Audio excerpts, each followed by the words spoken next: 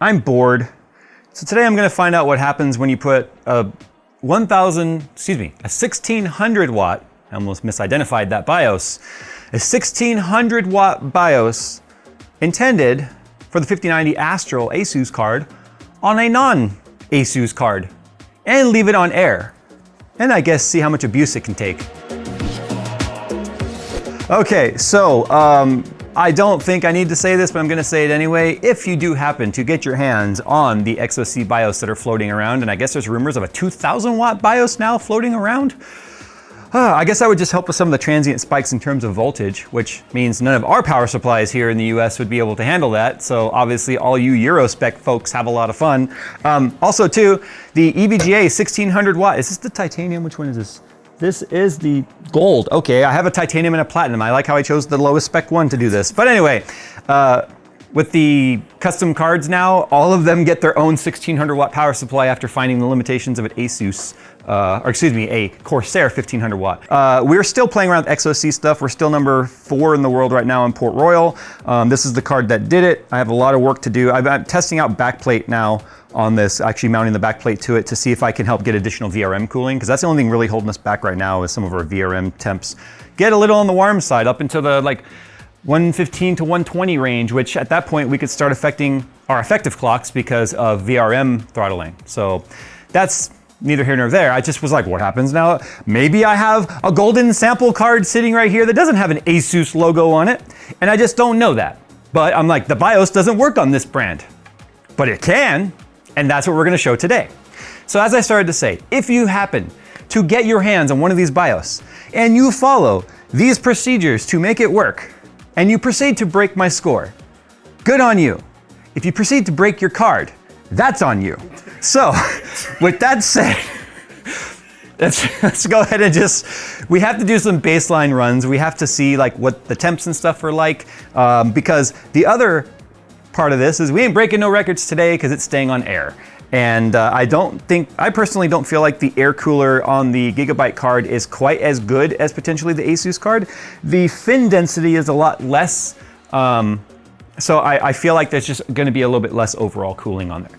But we need to get a couple of baseline runs. So what I'm gonna do is I'm gonna do that right now. We're just doing Port Royal, and then we'll average 3 runs, and then we'll flash the BIOS, leave it on air with max fans, average those 3 runs and see what our improvement was just by having more voltage, which also means more power limit, which means more voltage to us.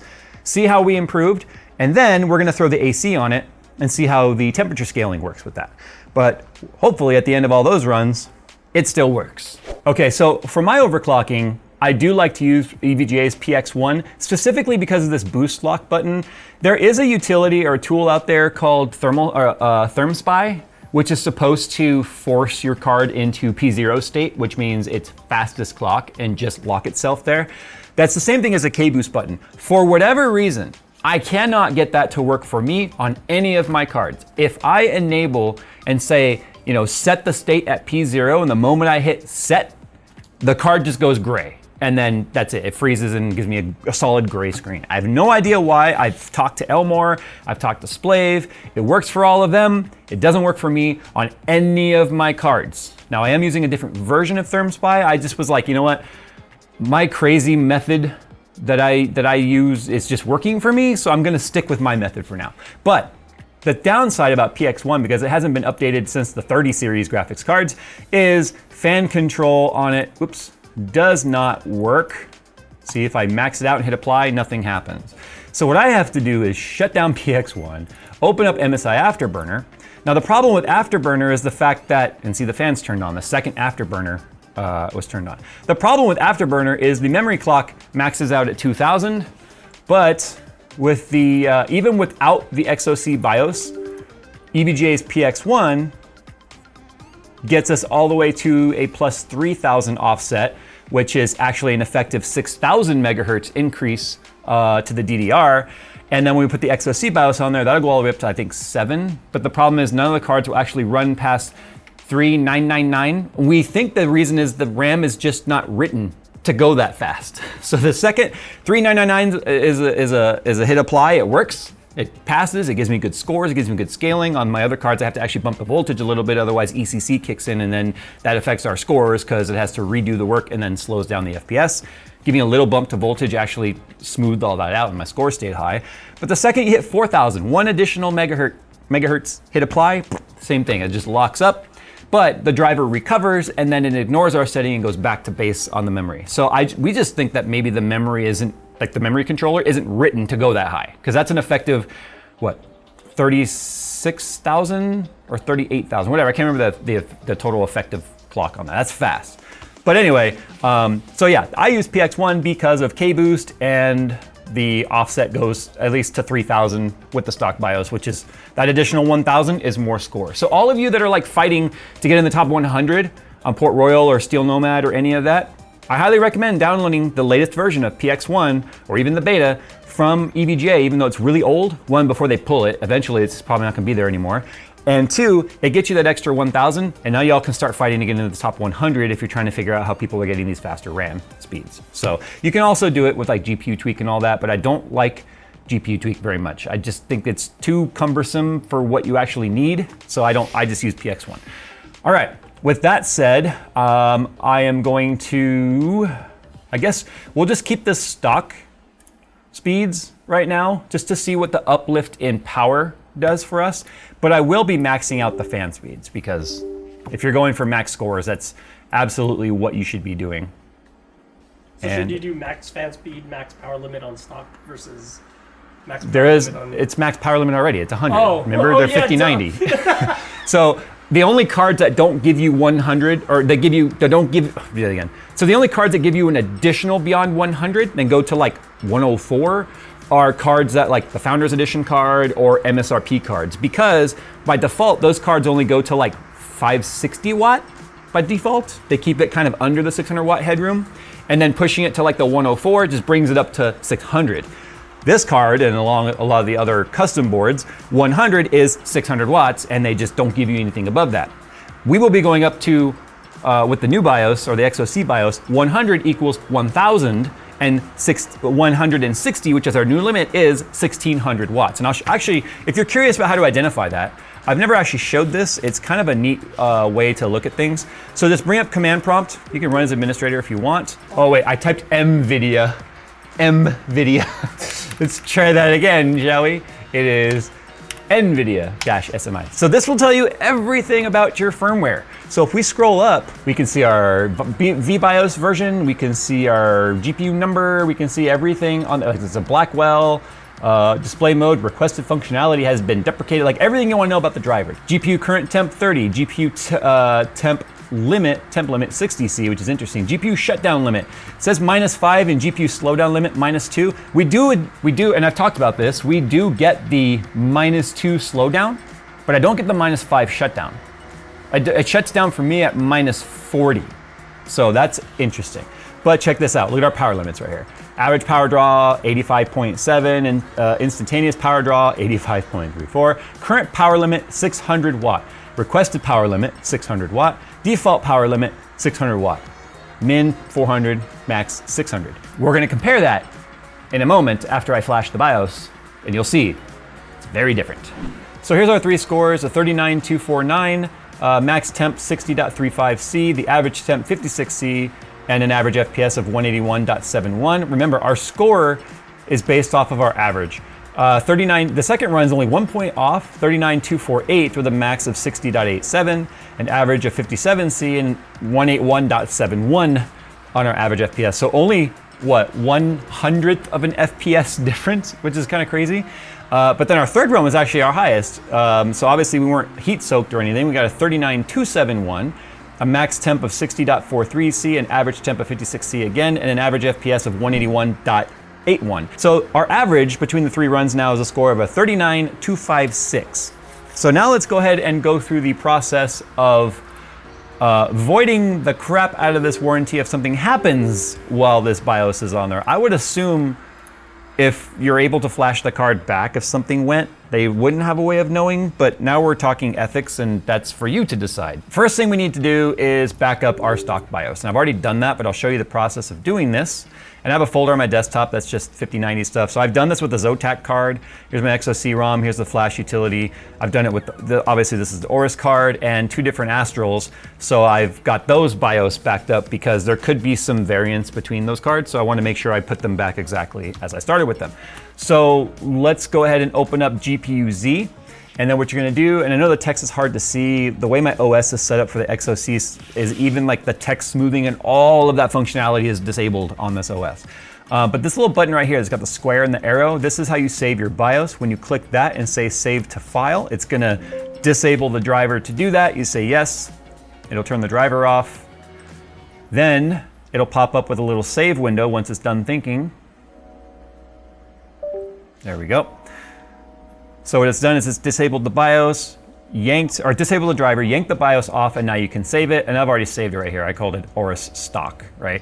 The BIOS for all of your cards, all of your 5090s are just gonna say GB202 because that is the Blackwell 202 die. So that's just what it's gonna name it. So it's probably important if you're doing this with multiple cards to just name the file. I think it's a good thing to do even if you have only one card. Just name the file, the card. That way you know. And if you have more than one card, if you're playing around with a bunch of them, you could potentially even put like the last 4 or 5 numbers of the serial number for the card or something so you can identify it.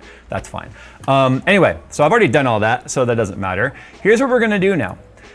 Fortunately, this is a dual BIOS card. So that means if something does go wrong, I can revert to the other BIOS, get the card booted up, and then after the system is booted like this, see here's the BIOS switch, I can flip this switch all I want with it on. That is just a hardware communication now between the EEPROM and the PCI Express slot. So I can switch that once the card is on because it's already loaded the EEPROM and it's not really doing anything at this point to switch it to the other side because it's already loaded into the vBIOS. So what we're gonna do now is if something was to go wrong, I could boot on the other BIOS, flip the switch, tell it to flash back to stock, and as long as we didn't bork it too hard, which I have done in the past, if you guys have been watching long enough, you know I did that with a 780 where I didn't realize there was a die revision, an A die and a B die. When it comes to the actual core, I flashed a B die to an A die and that died the card. There was no getting it back. It didn't even show up as a GPU adapter. It just did not show up at all. PCI Express saw nothing plugged into it. I really bricked that card.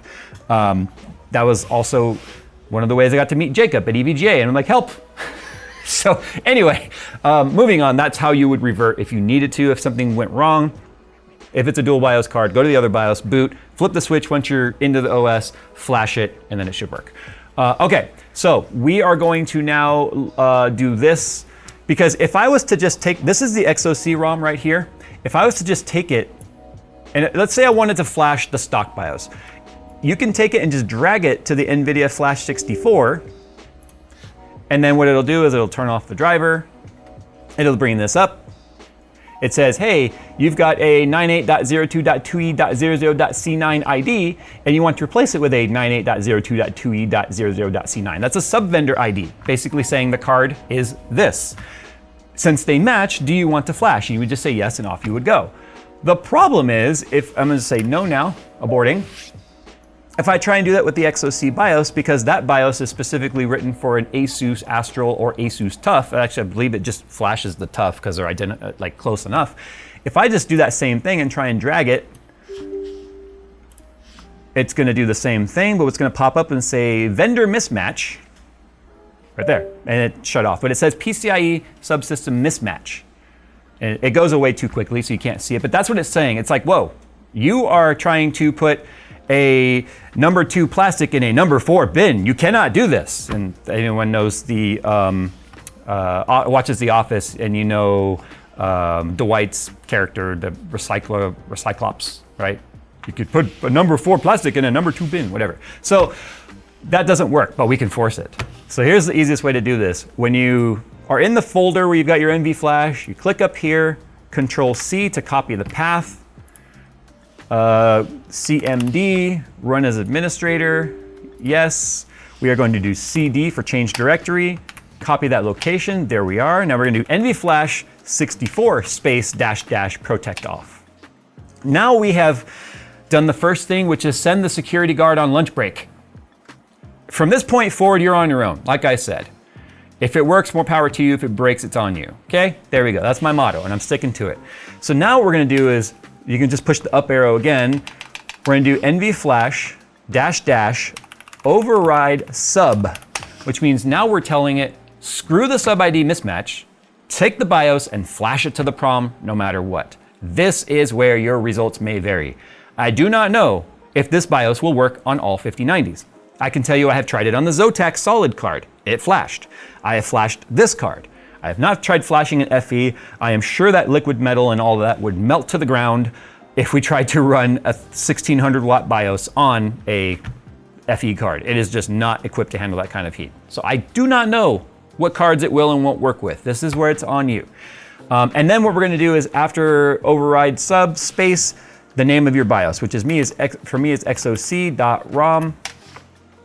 Disables the driver because it can't flash while the driver is active. It is now gonna say, they do not match.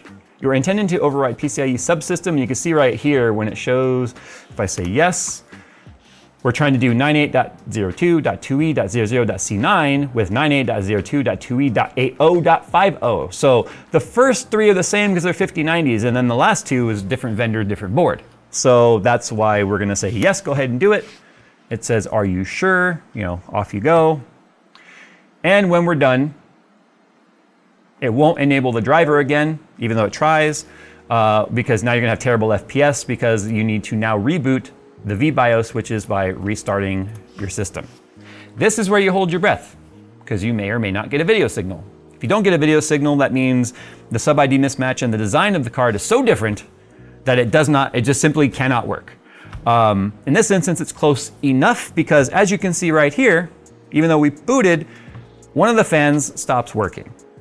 That is because the vBIOS also controls things like fan logic and board layout and all of that. So the Zotac card did the same thing. The difference is, on the Zotac card, instead of being the front fan here that's not turning, it was the rear fan that wasn't turning. So I have a theory that the ASUS board might be using two fans that are like a shared paired type of logic on controlling them, which this card and the Zotac card don't share that logic. They don't have that same design. So that's why this fan does not work. It does not matter if I open up the Gigabyte software. It does not matter if I open up MS Afterburner or anything. That fan just simply is no longer connected to the vBIOS. So there's problem number one, right?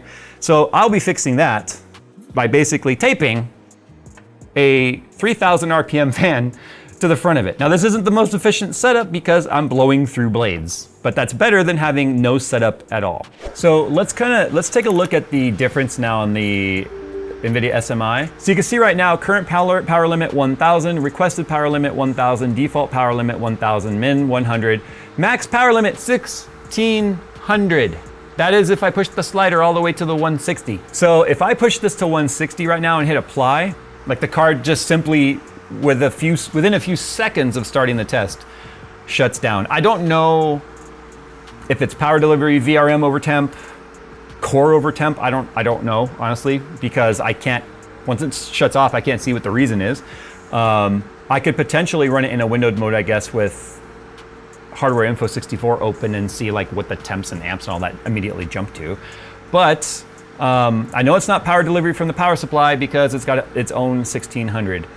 Well, watch this. If I just let this run, we'll probably get a black screen less than 10 seconds in, which means I just have to put it back to the 100, the 1000. It should be fine. I think what's just happening here is it's initially spiking too high, too quickly, and it's doing a protection, like a temperature protection, which is shutting it down. See? Like, it just can't handle it. Like, obviously the cooler can't handle it. So that really, I think, gives you a little bit more respect for the jank and how well it works. I mean, although we are hitting it with LN2, which has a temperature of what, a minus 170 or minus 150, something like that. C, I can't remember what it is. Yeah, so I just have to dial the power back and find where I can put the power. Okay, so I settled on an 800 watt limit. And here's the increases we saw. So we went from an average of 39,256 to an average of 39,644, or 0.99%. Now that's not that surprising because honestly, we didn't add an offset to our core. So that means it wasn't allowing itself to push up any higher. But what it was doing was holding a higher average clock. But our temps and stuff went up pretty exponentially, as you can see. So our max up to a 71.61 from a 63.5, right? 72.28 and 72.77. And our average FPS went from the 181s to the 183s.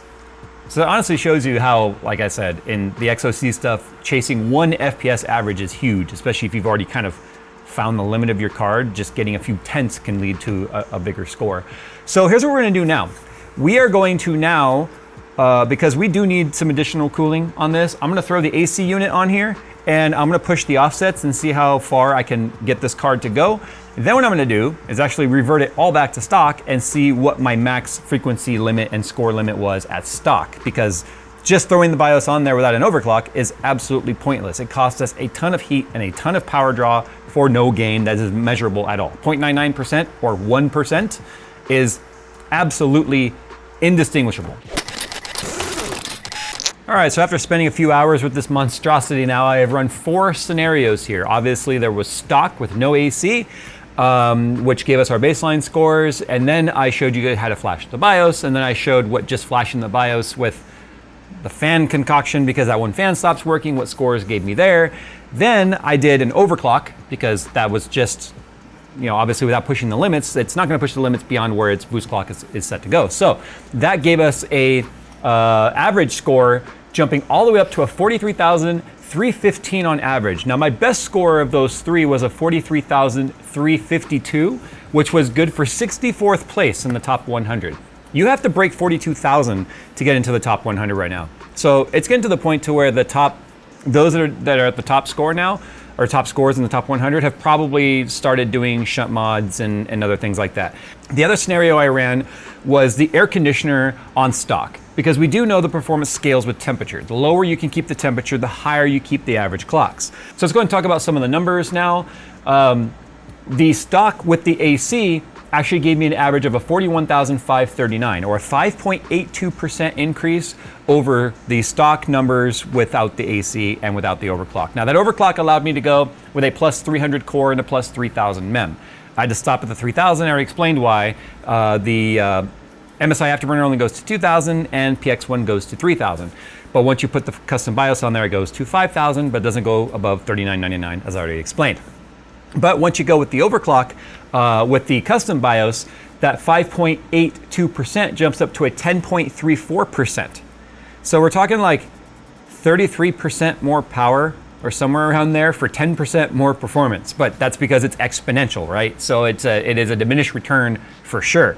But another thing to point out though is I was able with the AC to push my power limit even higher. So without the AC, with just the fan setup, I found about 80% or 800 watts was where we could get through the test without it shutting down. We think the shutdown reason was probably VRM over temp or something else that's maybe not being adequately cooled on the card, not core related. But by running the AC through it like this, we are chilling the entire board at quite a bit subambient, which is probably giving us enough headroom in that temperature head to finish the test before it would potentially shut down. I think if we did a long-term test, it would still shut down even with the AC. So that's where we got a pretty good improvement on our score, was just through temperature right there. So it's kind of funny that we would have ended up in the top 64 with just the BIOS and the AC and not doing any other crazy mods. Here's another funny thing I want to point out too, and why I started to say you can't really trust the brand that's showing up anymore in like Port Royal and such, because right now if I turn on the if I open up Tech Power Up GPU-Z, you can see right here the sub vendor says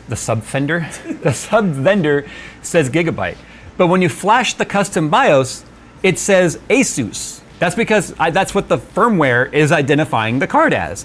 So talking with some of the folks that are in like the top 20, top 15, and some of even the top 10, it's funny, if they're shunt modding the card, which means they're putting 5 milliohm resistors or whatever they're determining the resistance needs to be on the shunt, the power shunt, to fool the card into thinking it's drawing less power so it can give more, they're finding BIOS that have better boost clocks and boost tables on them, which they've kind of identified as being Gigabyte. Gigabyte has some of the highest boost clocks available to it. So a lot of the cards that are in the top whatever actually are identifying as Gigabyte, even though they're an ASUS card, because it's the inverse of what I just did. So I took a Gigabyte card and made it look like an ASUS, and they're taking ASUS cards, making them look like Gigabyte cards, because they're changing the BIOS to a higher boost BIOS, and then physically modding the card to get more power than just doing it software through the BIOS. But I just was kind of curious as to, what happens when you take something designed for something else and throw it on a thing. Can you actually get any sort of measurable, tangible performance? Well, yeah, this is a lot of work, a lot of effort, and a lot of risk for 10% increase. But this is the kind of thing you do when you're doing GPU drag racing, which is essentially what this is. Like, I was tempted right now to start another 3D Mark account and call it like Jay's 2 Cents Air Conditioning LLC or something like that. And it would be like my air-cooled scores, but I don't want to occupy 2 spots in the leaderboard, because that means that's one person that maybe has tried to get there and can't. So, but I do think I want to do XOC experimenting with this Gigabyte card with the ASUS BIOS on there in LN2, because it's funny, I'm actually getting better scores and better clocks on this particular GPU than I have on the Astral card. And that's just Silicon lottery. That has nothing to do with necessarily the board design. I'm a little concerned about the VRM shutting off as early as they were, though, because the ASUS card on air with this BIOS, I tested it, was able at 100 to go through the runs just fine without the AC. So I'm a little concerned that the VRM design on this card may not be quite as robust or beefy as what the Astro card has. But there you go. If you ever wanted to, I guess, change the brand of your card, you can do that. Because here's the thing, what I just showed you right now, you can do without having to do XOC stuff. For instance, let's say you bought a more, I don't want to say entry level, but let's say you bought a card that isn't the top tier model. So let's say you got not the Aorus Master like this, but you got whatever the lower tier cards are. You could absolutely go into Tech PowerUp Tech PowerUp's website, go to the vBIOS database, find the BIOS that you want to run, say for instance, the Aorus Master BIOS on a lower tier card, try it, see if it works, and if everything works great, you basically got the higher tier card, especially with the better BIOS, at a cheaper price. This is something I've been doing since the 700 series, actually 600 series graphics cards, back with the 680. So, I mean, you guys can play around like that. I highly recommend you don't do it if you don't have a dual BIOS card, and I recognize that a lot of those lower tier cards don't have dual BIOS, but the dual BIOS is just the safest way to do it, because you have a recourse if something goes wrong. If something does go wrong, and you're still able to recognize the card and see it in Windows, but maybe the driver's not loading or something because something crazy happened with the BIOS, as long as Windows can see the card, you can put another graphics card in, put the graphics card that's not working right on a different slot, and you can still flash that card with a different card being loaded. You just have to tell NVFlash which GPU, whether GPU 0 is the main card or Flash GPU 1, which would be the second card. Yeah, numbering starts at 0 when it comes to delegation of slots. You could still BIOS flashback it that way, but do a lot of research beforehand so you understand the risks. All right, this was just a video because I was bored today, and it's kind of a slow tech week, if you will. Because we got Threadripper coming right around the corner, and that's going to be a fun one to play around with. 96 cores of Threadripper, 5 gigahertz goodness.